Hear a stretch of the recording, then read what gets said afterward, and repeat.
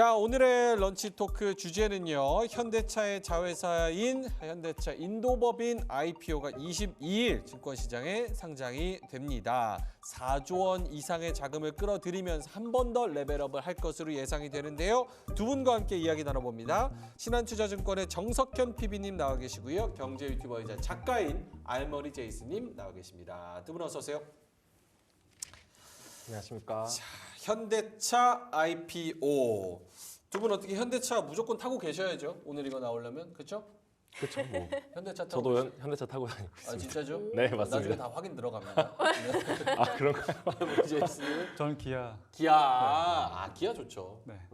기아가 조금 안타까워요. 차는 진짜 잘 만드는데 약간 만년 2등의 그런 그쵸. 느낌, 이미지 이런 게 좀 있는 것 같아요. 근데 가치 투자자는 실속을 챙겨야 되기 때문에 어. 저는 이제 실속을 챙기고 있습니다. 기아가 좀 더 싸요? 옛날에 기아가 좀 쌌는데 요즘 그런 것 같지도 않아요. 이제 벤을 타는데 음. 벤은 기아가 조금 더 잘 만들어요. 아, 카니발. 네. 아, 역시 아빠차 카니발. 대한민국 아빠차. 알겠습니다. 알머리 제이슨님이 일단은 어떤 뭐 자료를 가지고 오셨는데 네. 역사? 현대차의 역사는 실력의 역사다? 네, 그 제가 자료 화면에 이제 현대차가 어떤 지금의 현대차가 생긴 최초의 모델 이제 포니 이미지를 가지고 왔는데요. 포니. 네. 현대차는 다들 아시다시피 이제 정주영 선대 회장 네. 회장님의 이제 동생인 정세영 회장님이 대표이사로 취임했는데 그 전에 이제 현대차라는 이 회사가 탄생하기까지의 여러 가지 이야기가 있더라고요. 첫 번째로 1940년 당시에 정주영 회장님이 25세의 나이로 네. 자동차 그 정비소를 차립니다. 자동차 네. 정비소. 이름이 아도 서비스였는데 아도. 여기서 아도는 아트예요, 아트. 아. 아트를 그 당시에는 아도라고 불렀다고 합니다. 그래서 이제 이게 왜 이걸 만드셨냐면은 당시에 이제 광복 전까지 이제 일제 영향을 받았었잖아요. 일본의 통제를 받지 않는 사업을 찾다가 정비소를 차리셨대요. 근데 2년 뒤에 일본에 뺏깁니다. 그 일본에 있는 다른 회사로 편입이 됐다고 합니다. 그래서 이제 거의 사업을 뺏긴 상태로 46년에 다시 이제 현대 자동차 공업사라는 이름으로 같은 사업을 재도전을 하신다고 해요. 그러고 나서 이제 시간을 좀 흘러가지고 1967년에 진짜 제대로 된 현대 자동차가 설립이 됐는데요.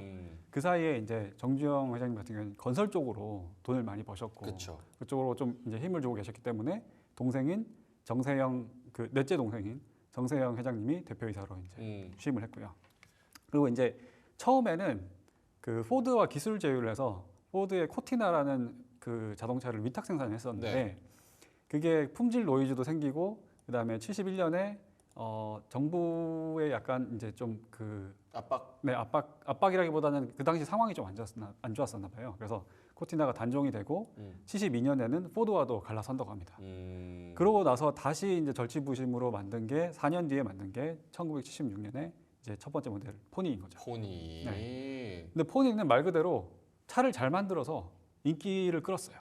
그래서 이제 그 이 포니의 품질에 의한 어떤 소비자들의 선택이 네. 지금의 현대차를 있게 한 이 최초의 어떤 계기가 아닌가 그렇게 생각하고요. 우리나라 최초로 자동차 수출에 성공한 게 포니로 알고 있는데. 그렇죠. 네. 네. 그래서 보면 지금 봐도 굉장히 레트로한 맛이 아주 잘 만들었어요. 디자인도 당시에 그 꽤 유명한 이탈리아 디자이너가 했다고 알고 있고요. 네, 그래서 잘 만드니까 인기가 생기고 기업이 성장을 하는 거예요. 네. 이거는 진짜 그 만고불변의 진리인 것 같고 이제 그런 식으로 해서 그 뒤부터는 좀 저희가 익숙한 역사들 1998년에 기아차를 인수를 하고요. 1999년에 정몽구 회장님이 취임을 했었고 그 당시에 이제 정몽구 회장님의 대표적인 업적이라고 그러면 아무래도 제네시스 같은 프리미엄 브랜드 그리고 중국이랑 미국에 제조로서 진출을 한 거 그리고 이제 2020년에 지금 회장님이신 정의선 회장님이 취임을 했고 정의선 회장님의 지금까지 행보를 보면은 좀 더 미래 산업에 가까운 전기차라든지 로보틱스라든지 그런 쪽으로 힘을 주고 계시는 그런 모습입니다. 현대차의 역사. 네. 엄청 오래됐네요. 네. 저는 좀 궁금한 게요. 네. 결국은 인도 IPO가 정말 코앞이니까 실제로 어느 정도 흥행을 할 수 있을까 이런 부분들이 좀 궁금한데 피비님 실제로 현대차나 기아가 인도 시장에서 판매량이 어느 정도 잡히고 있나요? 잘 지금 팔리나요? 어마무시하게 많이 팔리고 있는 건 사실이죠. 사실 인도 시장에서 현대차가 지금 가장 주력으로 밀고 있는 이제 차종이라고 하면 소형 SUV인데 네.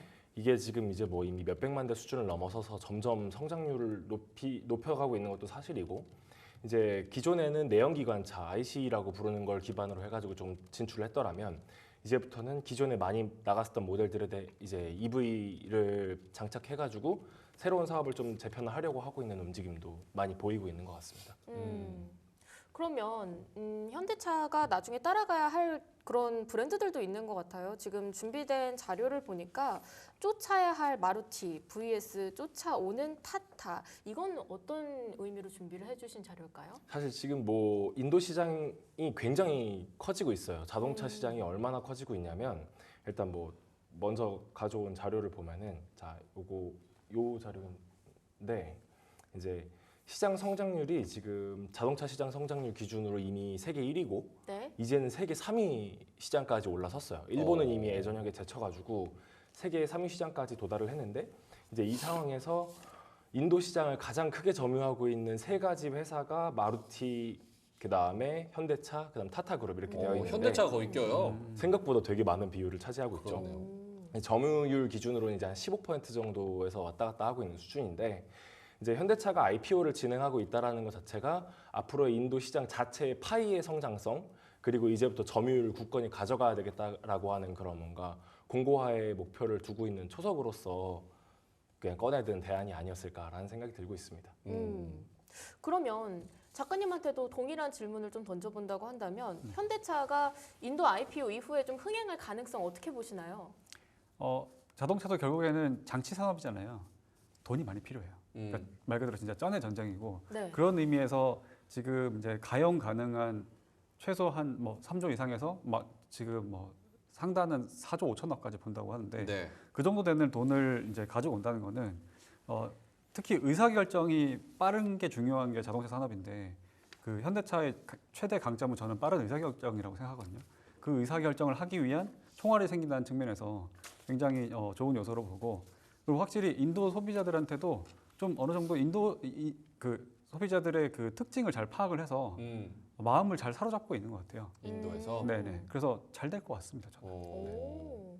그러면 잘 될 것 같다고 말씀을 주셨는데 실제로 조금 더 점유율을 키우고 인도 시장에서 뭔가 1위를 딱 자리하게 할 수 있다고 한다면 어떤 요인들이 필요하고 어떤 식으로 배수진을 쳐내야 할지 이런 부분들도 좀 궁금한데요. 사실 가장 중요한 부분은 인도 시장에서 가장 잘 나가고 있는 지금 소형 SUV 시장의 파이를 좀 더 키우는 게 목표가 아닌가 싶어요. 일단은 뭐 각 나라마다 많이 잘 나가고 있는 이제 뭐 세그먼트라든지 이런 차종들이 많이 정해져 있잖아요. 예를 들면 미국 같은 경우는 뭐 픽업 트럭이라든지 네네. 이런 것들이 특화 차종으로 가고 있는데 이제 인도 같은 경우에는 이 소형 SUV가 그 자리를 차지를 하고 있어요. 실제로 이제 현대기아차가 인도 시장에 판매하고 있는 그 차량 중에서 SUV가 차지하고 있는 게 거의 70%에 육박하고 있거든요. 네, 그러다 보니까 이 브랜드 라인을 제일 잘 살리기 위해서 지금 인도 시장의 IPO를 공개를 하고 있는 거죠, 사실. 어쨌든 뭐 아까 전에 제이슨님이 말씀해 주셨던 것처럼 네. 이제 IPO를 진행하면서 모아놨던 이 실탄이 지금 대략 한 30억 달러, 이제 4조 원 조금 넘게 될 것 같은데 그 중에서 이제 75%인 한 3조 원 가량은 이제 인도 시장 재투자를 위해서 뭐 설비 투자를 한다든지 기존에 있는 공장을 증축한다든지 이런 거에 좀 쓰일 예정이기 때문에 충분히 뭐 괜찮을 거라고 생각을 하고 있는 것 같아요. 현대차의 넥스트 빅 마켓은 인도로 점치는 거네요, 그러면? 그렇죠.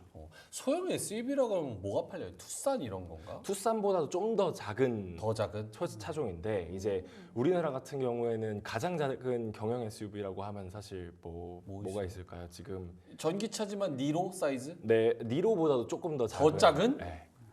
피아트 정도 사이즈를 네, 말씀하시는 거네요. 완전 작은 경영 SUV 라인이 굉장히 잘 나가고 있는 것 같아요. 그럼 사실은 SUV라고도 부르기 좀 힘든 약간 소형차의 개념의 그쵸. SUV 스타일 네. 이런 게 잘 팔린다. 그런 게 많이 팔리고 있는 것 같습니다.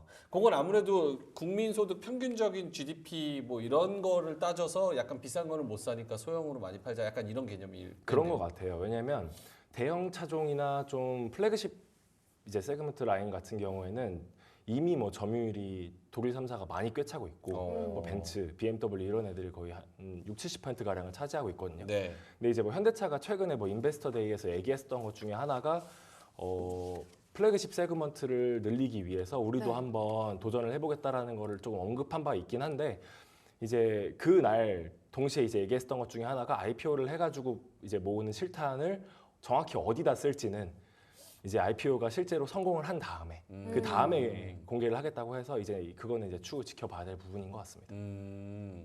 아, 마루티가 일본의 그 스즈키를 샀네요. 맞습니다. 원래는 이제 마루티였는데 그렇구나. 스즈키가 이제 지분 투자를 한 이후에 기존에 이제 인도 정부가 가지고 있었던 지분조차도 이제 매각을 해서 이제 민영화가 되어 있는 기업이라고 보시면 될 것 같아요. 네. 그렇구나. 저희 제작진이 준비된 자료를 보면 2024년 상반기 인도 자동차 점유율 탑 5가 나와 있거든요. 네. 근데 거기에 2위에 현대자동차가 올라와 있습니다. 13.8% 정도 점유율을 차지하고 있는 건데 어찌 보면 인도에서 먹힐 거다라고 하는 확신을 좀 갖고 인도 IPO를 생각하게 된 건지 실제로 현대차가 IPO를 인도로 굳이 선정을 한 이유가 뭘까요? 작가님. 제가 생각하기에는 왜 인도로 갔을까라고 해보면은 중국에 되었기 때문이 아닐까. 중국에 되었기 때문에? 네, 저는 좀 그런 생각하고 있습니다. 뭐냐면 이것도 재미난 게 있는 게 내일 22일이 그 현대 인도 IPO도 있지만 브릭스 회의도 있거든요. 브릭스 회의. 네. 근데 지금 브릭스가 굉장히 재미나게 돌아가고 있어요. 중국이 지금 러시아랑 굉장히 짝짝꿍이 잘 맞고 있는데 인도가 지금 어깨에 힘을 딱 주고 약간 딴지를 걸고 있습니다. 우리가 지금 인구는 세계 1위야. 약간 좀 그런 어깨에 힘 주고 중국이랑 러시아가 너무 자기네들 원하는 입맛대로 가지 않도록 잘 견제를 하고 있어요. 그래서 이제 그런 부분에서 현대차 같은 경우에도 중국에 진출을 했을 때 한번 크게 당했었잖아요. 그런 부분에서 그 중국의 대안인 매스마켓을 분명히 찾아야 했고 인도가 어찌됐든 지금 인구 수도 초월하고 있고 성장률은 더 높고 그렇다 보니까 중국보다 훨씬 매력적인 시장일 수밖에 없는 것 같아요. 그리고 인도 같은 경우에는 외교적으로 봤을 때도 굉장히 실리주의, 실용주의적인 정책을 고수를 했었고 어찌됐든 그 우리 흔히 이야기하는 주고받는 게 확실한 그런 상황이니까 중국에 비해서는 좀 덜 당할 수도 있다. 딱 우리가 잘 만들어서 잘 이제 해주면은 우리 거기에 대해서 인정을 받을 수 있을 거다. 좀 그런 것들도 계산에 있지 않았을까 저는 그렇게 생각하고 있습니다. 약간 국제정치 외교학적으로 인도가 굉장히 좋은 포지션을 갖고 있는 게 중국을 견제할 카드로 미국이 인도를 쓰고 있고 인도가 또 중국이랑 뭐 GDP 면에서는 앞으로 뭐 2등, 3등, 1등 여기서 막 겨루고 있으니까 네. 그런 부분에서는 블록화되고 있는 현재 상황에서는 인도가 굉장히 좋은 선택일 수 있다. 네. 그러면 지금 어찌 보면 중국에 많이 대였기 때문에 인도를 선택했다 이렇게 작가님 말씀해 주셨는데 혹시 또 다른 이유가 있을까요? 뭐 제이슨님이 말씀하셨던 것처럼 그 중국이라는 나라 자체가 워낙 좀 그냥 외교적인 리스크 굉장히 취약한 나라긴 하잖아요. 근데 이제 뭐 시장 자체의 파이를 가늠하기 위해서 가장 중요하게 보고 있는 것 중에 하나가 인구수인데 이미 이제 중국도 인도한테 제쳐져가지고 인도가 이제 1위가 되었고 아까 전에 말씀드렸던 이제 자료를 다시 한번 보여드리면은 이제 인도의 자동차 시장 자체가 커지는 부분이랑 그 다음에 그 부분에서 현대차가 할 수 있는 부분이 무엇인지를 주목해서 봐야 되는 것 같아요. 네. 일단 시장 자체의 파이가 굉장히 커지고 있다는 게 여기 CAGR 기준, 그러니까 이제 연평균 성장률 기준으로 한 10년간 거의 10%의 성장률을 보여주고 있는 어마어마한 속도를 보여주고 있죠. 근데 이 와중에 이제 여기 보시면은 인도에서 팔릴 이제 자동차가 저기 IC라고 보이는 게 이제 내연기관차예요. 네. 그다음에 여기 EV라고 써 있는 게 이제 전기차를 그냥 통칭해서 묶은 건데 이제 여기에는 이제 플러그인 하이브리드라든지 그냥 하이브리드 아니면은 뭐 배터리가 들어가 있는 BEV 이런 게 네네. 전부 다 들어가 있는 거라서 사실상 여기서 커지고 있는 이 파이에서도 특히나 EV 시장이 굉장히 커질 것 같은데 현대차가 지금 주력으로 밀고 있는 게 전기차보다도 하이브리드가 굉장히 잘 나가고 있어요. 네네. 플러그인 하이브리드와 일반 하이브리드가 굉장히 잘 나가고 있는 추세인데 이게 인도 시장에서 이렇게까지 커진다고 하면은 아마 현대차에서는 플러그인 하이브리드와 하이브리드를 기반으로 해가지고 좀 더 시장을 이제 다변화하기 위해서 노력 보고 있는 게 아닌가? 뭐 이런 느낌이 좀 들고 있는 것 같습니다. 새로운 이머징 마켓에서는 인프라도 새로 쫙 깔아야 되고 그러는데 그거를 미래 산업으로 재편을 해서 전기차 뭐 이런 쪽으로 재편을 하는데 현대가 들어갈 수 있다. 지금 전기차 말씀을 해주셔가지고 이 미국이 중국을 상대로 하는 그런 무역 규제 강도가 점점 커지고 있잖아요. 그래서 저희가 또 준비된 자료를 보면 중국 전기차 부품과 관련된 자료가 있거든요. 네. 그래서 보면 미국이 전기차 부품에까지 관세를 매긴다? 그럴 때 한국 전기차가 피해가 커질 수 있다. 이런 부분에 대해서 정리된 이제 그래프가 있습니다. 실제로 이런 것들을 보면 중국산 전기차와 하이브리드 차에 관세 20%를 인상할 경우에 한국의 수출량도 좀 줄어들 수 있을 것 같은 걸로 보이는데 실제로 한국이 받을 타격이 클지 이런 부분들도 좀 궁금합니다. 좀 혼돈의 자동차 업계가 될 것 같은데 이런 미국이 중국을 상대로 하는 무역 규제가 한국에는 결국 호재입니까? 아니면 악재입니까, 작가님? 좀 섞여 있지 않을까 싶은데 네. 먼저 미국에서 왜 지금 중국 자동차를 때리고 있는지도 생각을 해봐야 되는데요. 제가 이건 일화를 하나 말씀드린 게 제가 그 중국산 그 홈캠 있잖아요. 네. 캠? 그 아기들 모니터용으로 하는 아. 그 돌아가는 강아지들한테도 쓰고 네, 강아지. 집에 설치하는 카메라. 네. 그거를 집에 한번 들인 적이 있었는데 걔가 아무 명령도 없었는데 지 혼자 머리를 움직이는 거예요. 좀 무서워. 저 진짜 너무 무서웠어요. 어. 그래서 바로 그거 플러그 뽑아버리고 네. 네. 바로 쓰레기통에다 버렸거든요. 어. 근데 지금 미국이 중국 규제 중국 관련된 자동차 규제를 하는 거의 핵심이 그거예요. 커넥티드 카를 못 믿겠다는 거예요. 아. 네, 그래서 그런 부분에서 보면은 이제 그 중국의 어떤 정보통신 쪽에 대한 불신이 굉장히 깊기 때문에 그런 부분에서 만약에 이제 대체할 수 있는 한국의 이제 옵션이 있다면은 그런 부분은 호재가 될 수 있을 것 같고요. 근데 지금 현대차, 기아차 같은 경우도 중국산 부품이 꽤 있는 걸로 알고 있고 그래서 전반적으로 현대기아차는 좀 중립으로 볼 수 있고 자동차 부품주 중에서 그런 중국과 경쟁 관계에 있는 부품 쪽은 그래도 어느 정도 호재가 되지 않을까 저는 그렇게 생각하고 있습니다. 피비님한테도 같은 질문을 드린다면 어떻게 생각하시나요?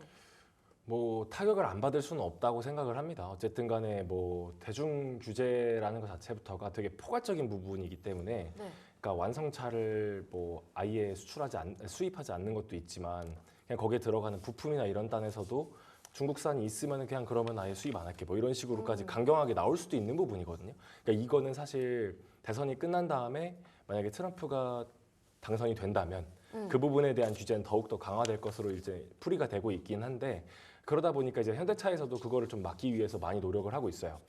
실제로 올해 6월에 이제 트럼프 이제 점유율이 트럼프 이제 그 지지율. 지지율이 조금씩 올라가려고 하고 있는 그 찰나에 현대차 전체에서 봤을 때 이거 뭐 우리 현대 기아차뿐만이 아니라 그 네. 뒤에 있는 벤더들이랑 계열사들까지 전수조사 해가지고 중국산에서 나오고 있는 부품들이나 이런 것들 좀 여부 좀 파악을 해봐야겠다라는 이제 그 메시지가 이미 내려와가지고 진행하고 있어요. 네.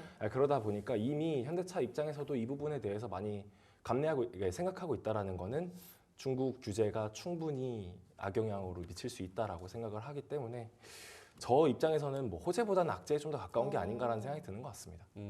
그러면 미국이 좀 중국 때리기에 있어서 한국이 많은 타격을 입을 것 같기도 한데 곧 또 대선도 있잖아요. 그래서 어떤 대통령이 되는지에 따라 자동차 업계가 받는 타격도 조금 달라질 것 같은데 이런 부분에 대해서는 작가님 저희가 어떤 보완책을 세워야 한다고 생각하세요? 저희가 아니라 정의석 회장님이 세우시겠죠. 우린 상관없어요. 네, 저는 그래서 오히려 투자자 입장에서는 굉장히 마음이 편해요. 왜냐하면 그 전 세계에 있는 모든 완성차 회사들을 봐도 의사결정 체계가 가장 확고하거든요. 그러니까 한 명이 완전히 의견을 휘어잡을 수가 있는 그렇죠. 그런 의사결정 구조로 되어 있는 업체가 많이 없는데 그 중에 대표적인 게 우리나라 자동차 회사들이란 말이에요. 그게 잘하면 장점이고 못하면 네. 단점인 거죠. 근데 여태까지의 대응 방식을 보면은 잘하시는 것 같아요. 저는 이 형님에 대한 신뢰가 굉장히 높습니다. 형님입니까? 같은 포스가 약간 형님이시잖아요. 머리 스타일 그렇죠, 비슷한 그런 사람으로서. 동병상련도 좀 있고. 네. 그분도 고민 많으신 것 같더라고요. 네. 근데 진짜 그 어떤 그런 대응적인 측면에서 굉장히 기민하고 특히 현대차가 강한 게 내연기관이랑 네. 전기차랑 하이브리드를 다 대응할 수 있어요. 그렇죠. 그리고 그런 이제 생산 라인 같은 것도 이런 의사결정의 속도를 기반으로 만약에 어떤 쪽이 어느 제품 라인이 수혜가 입을지에 따라서 되게 기민하게 이제 조정을 할 수가 있거든요. 그게 굉장히 큰 경쟁력이라고 저는 생각을 하고 있고 그런 부분에서 보면은 대선은 당연히 노이즈가 큰 변수예요. 뭐든 이제 나쁜 일들이 일어나긴 할 거예요. 근데 그렇게 나쁜 일이 일어난다고 하더라도 아주 잘 대응할 수 있을 거다. 투자자는 그걸 믿어야 된다. 저는 그렇게 생각합니다. 어찌 보면 지금 작가님께서 이 말씀을 하신 게 어떤 결과가 나오든 간에 이미 현대차는 다양한 파이프라인을 기반했기 때문에 크게 타격을 입진 않을 거다 이렇게 말씀을 해주신 것 같은데 맞나요? 타격을 입을 수도 있어요. 오. 근데 타격을 입더라도 네. 그걸 잘 넘어설 수 있을 거다라는 저는 그런 기대를 하고 있거든요. 그래서 오히려 뭐 예를 들어서 주가 기준으로 보면은 PBR 밴드 이런 걸 보면은 네. 지금 현대차나 자동차 관련주들은 그냥 중단이에요. 딱 허리 정도에 있거든요. 무릎도 아니고 어깨도 아니고 딱 그 허리인데 그러면 오히려 미 대선이나 이런 거 관련해서 노이즈가 생겨서 주가가 더 조정을 받는다. 네. 그럼 저는 더 좋은 매수 기회가 될 수 있을 거라고 생각합니다. 음. 지금은 사기에는 조금 음. 사기에는 조금 아주 싸지 않은데 네. 오히려 어떤 기회가 생겨서 싸진다면은 저 같으면 매수를 할 것 같아요. 오. 그러면 저희가 또 미국 대선을 앞두고 투자 전략을 세운다고 할 때 그쵸. 피비님은 어떻게 생각하세요? 대선 결과에 따라 자동차 업체가 어떤 영향을 받고 또 현대차는 거기서 어떤 식의 영향으로 이어질 것 같은지.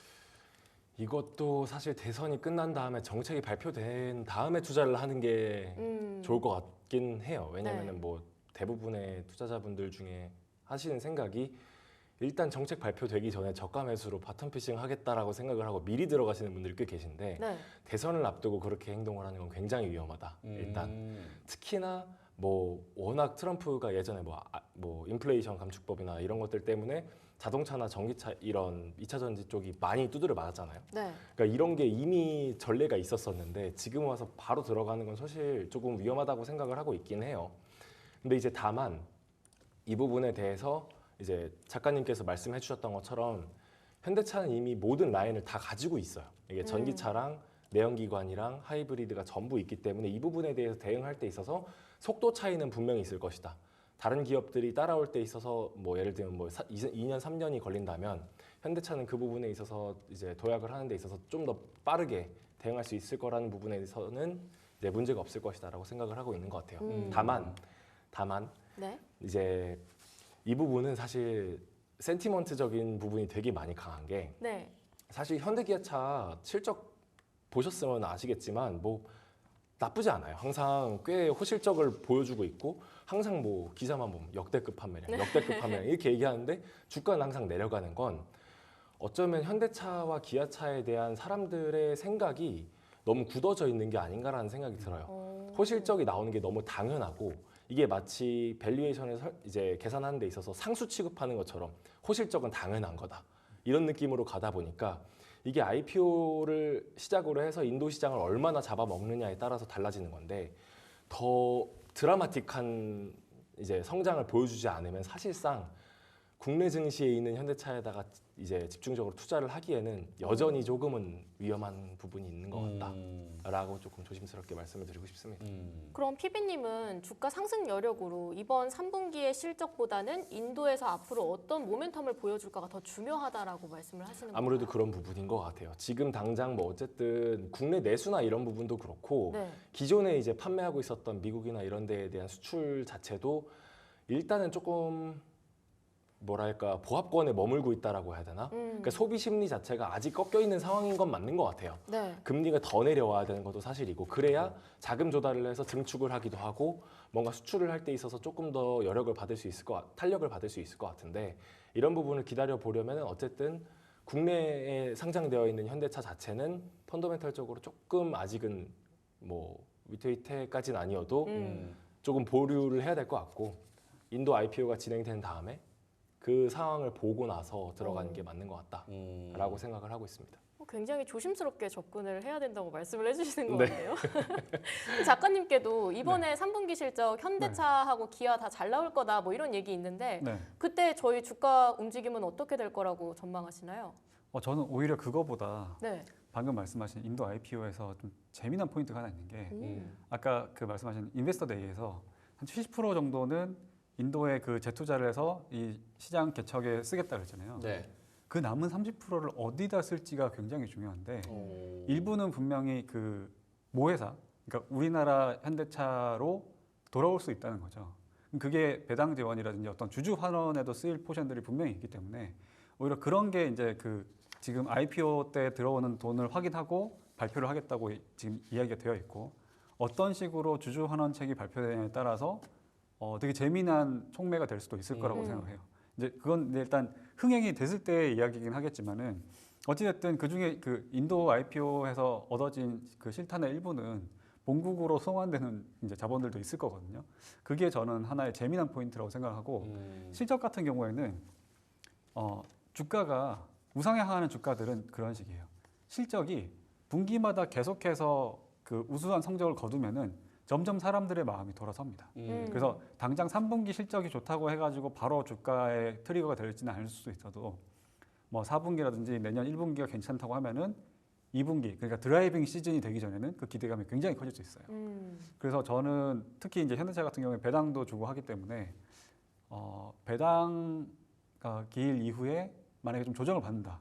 그러면 오히려 더 좋은 매수 기회가 될 수 있지 않을까. 대선 노이즈도 끝나고 주주 환원책도 확인이 되고 그다음에 드라이빙 시즌을 좀 앞두고 있는 시기열이 짧아지는 그 시점이 제일 좋지 않을까 생각을 하고 있어요. 그럼 현대차를 필두로 자동차 부품주 쪽은 어떻습니까? 그 재미난 게 네. 주가 흐름이 다 비슷해요. 지금 제가 이제 코스피 7월 달부터 주가 흐름이랑 현대차랑 그다음에 자동차 부품 중에서 대표적으로 부르는 SL 주가까지 봤는데 셋 다 그냥 거의 다 비슷해요. 그렇죠. 네. 그래서 그냥 지금 그 마음이 편한 구간이라고 생각을 합니다. 마음이 편한 구간이요? 매수 기회를 기다리기에 마음이 편한 구간. 네, 알겠습니다.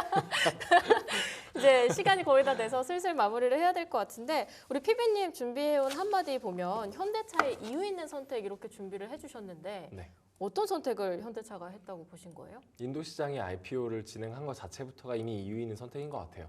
지금 뭐 보셨던 자료들만 보면 알겠지만 네. 점유율이 살짝 좀 지지부진한 상태인 건 맞는 것 같아요. 그리고 심지어 1위를 지금 잡고 있는 이제 마루티 스즈키 이 법인 자체가 점유율을 조금씩 이제 먹어가고 있는 느낌이 보이거든요. 사실상 반독점 체제처럼 가고 있는 상황인 건데 이 부분을 타개하기 위해서는 무조건적으로 거기 가서 점유율을 굳히기 위한 또 다른 사업 모델을 그 자리에서 바로바로 개척해 나가야 되고 그렇게 해야만 시장 조사도 빨라지고 나중에 다른 사업 라인을 이제 구축할 때 있어도 빨라지는 부분도 있잖아요. 네. 네, 그런 부분이랑 그 다음에 이제 인도 자체가 뭐 아시아를 봤을 때 범생산 기지 및 유통 기지화를 노리는 초석으로 이제 발판을 삼은 게 아닌가 싶기 때문에 저는 이제 현대차가 이유 있는 선택을 했다라고 해서 한 줄평 이렇게 적었습니다.